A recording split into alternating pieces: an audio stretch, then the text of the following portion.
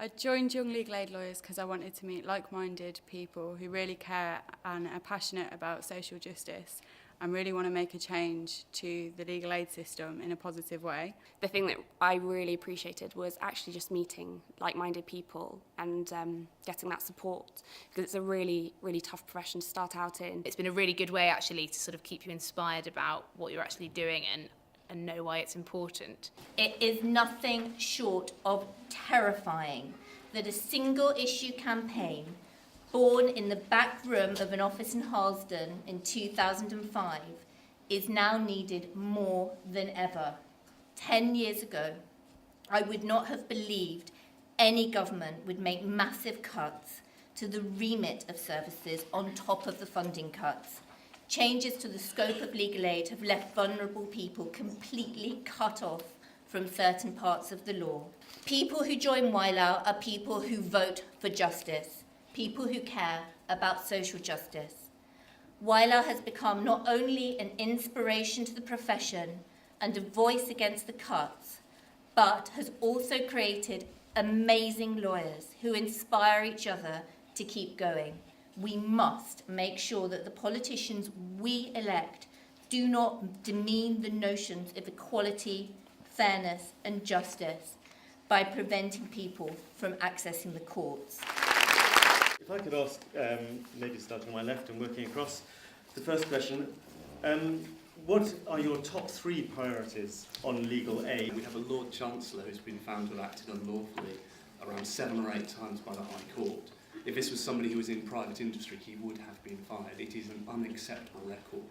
We need a Lord Chancellor who understands and respects the rule of law. We have to scrap the spin, scrap the figures that are moronic and not based on any evidence, and commit to safeguarding legal aid and access to justice as part of a general commitment to the welfare state. Let's bring prison law back into scope. It was an absolute disgrace to take it out. It affects so many of my clients, sort of treatment issues and the like, and I think they are amongst the most vulnerable people who most deserve our support. So let's bring prison law back into scope and do it pretty quickly. I'd like to see more mediation within the legal system. We have tried to offer more funding for that, and I believe that it would be better to be able to take some of these cases out of court and into a more mediated solution. 3 top priorities: what needs to be done, exceptional funding, domestic violence, and abandoning 2-tier. And the reason I say that is that I believe that 2-tier, the threat from 2-tier, is you will not even be able to find a lawyer on arrest. And I think that is shameful and worrying. I think that's an absolute priority. It's a serious fundamental issue not to have children not having access to legal aid. But also the notion that there is legal aid for victims of domestic violence. Let me tell you, I do immigration, there isn't. There does need to be some efficiencies in this area, and I know that's not the popular answer, but also we need to make sure that there won't be advice deserts within the country, and we need to make sure that people can get proper criminal advice. The simple answer to the question is, we'll work with the profession. I genuinely believe that criminal solicitors probably know best about how you provide a service at the point of arrest or the police station, and I think that is something, I agree with what Donna said, that is a relationship that is completely broken down. One of the things that we do is not put barriers in people's way. And it's not about positive discrimination, it's not about giving a different platform, it's simply about not putting barriers in people's way. And part of that is making sure that everybody has a decent education, that everybody has the same access to education. We've got to make sure that legal aid offers an economically viable career to people, because it cannot be right, and I say this as someone who went to a state comprehensive, it cannot be right that you need private means in the future to go into legal aid.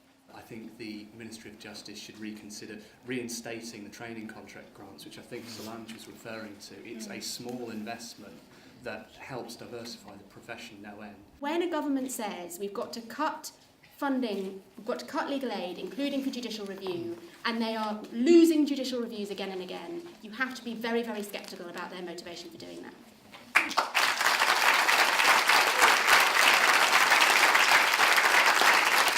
Certainly as a political party, and I'm going to use that line, we don't want judicial review to be used as a campaigning tool. We want it to be used for what it should be used for properly, which is challenging decisions of government. And that's why the restrictions were put in place on judicial review. Very quickly, yes.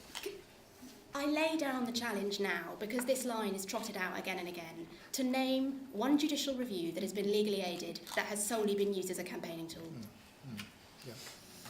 We'll wait for a response. I hope that YLAL will continue to campaign as it's always done to try and make sure that we protect access to justice, and we inform the public about some of the myths concerning the cost of the profession and how much it is a public service. Keep up the good fight, see that passion and drive through to the next generation, keep campaigning, responding to consultations. I'm so proud of the work that we do. I think what this event has shown is that we actually do have quite a lot of power in trying to show people why what they're doing is wrong and why there's a different way to do things. I want to say to every single one of you in this room a really profound and heartfelt thank you. Thank you for caring enough about justice, not just about law, about justice, to be willing to take a legal aid brief.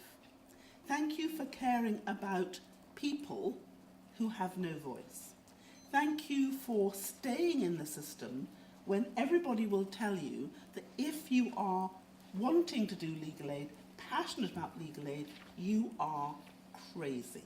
And so I hope that you will do a number of things. One, that you will plot and plan together. Two, that you will share your knowledge and expertise of what works. And three, that no matter what comes, you won't give up. You won't give up. And on those bad hair days, I really want you to remember I said thank you. And whenever a lawyer thanks you in advance, you know you're in trouble.